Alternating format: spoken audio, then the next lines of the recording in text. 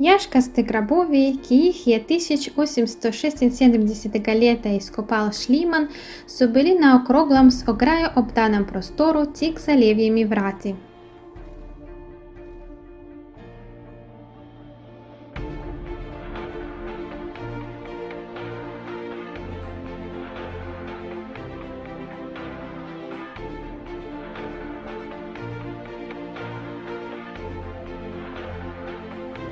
Изрядно богатые гробные придатки указали, да ископавание подтвердило приповедку о злата богатых Микенах.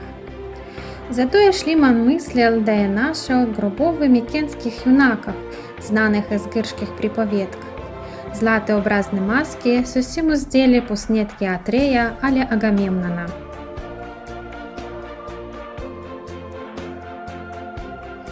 Лета 1951 са нашли зуною обзидії ще одне гробище, яке було подобно опрямлено.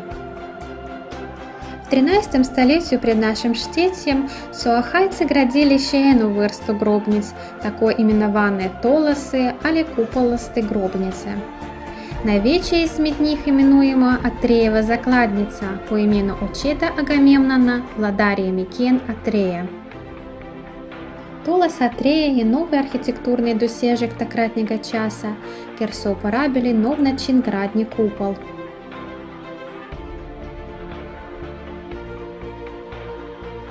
Гробище составля гробна целица всекана в скалу, простор с куполу, великанский камень над входом, непокрытый дромос.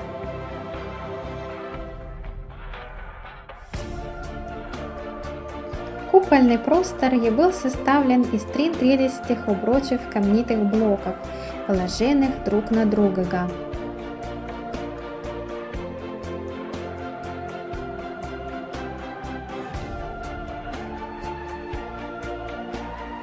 В простор с куполу его дел дромос, кар в Гирчині поміні цеста.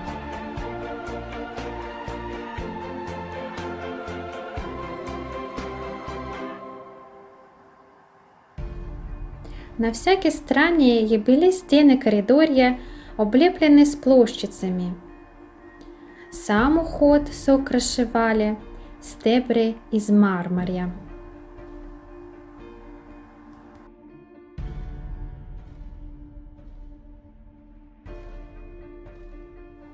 Какой архитекты досягли, да се купола не зрушила.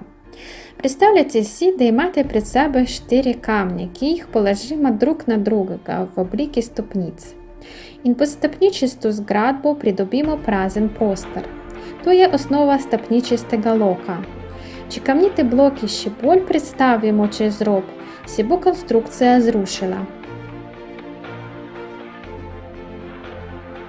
В таких примерах си можемо знати тако, да додамо противотеж на всяк камінь.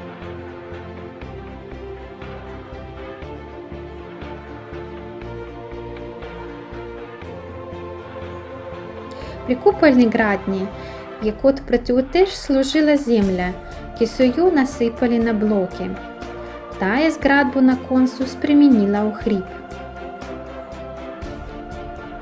Кося вся конструкция кончана, со внутренности склесали в гладкие стены.